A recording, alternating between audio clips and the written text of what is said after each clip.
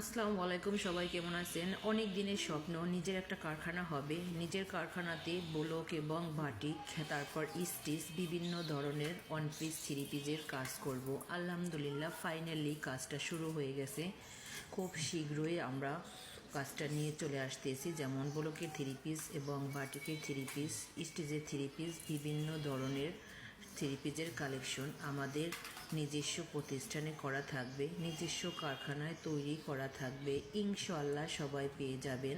খুব শীঘ্রই চলে আসব, সবাই দোয়া করবেন।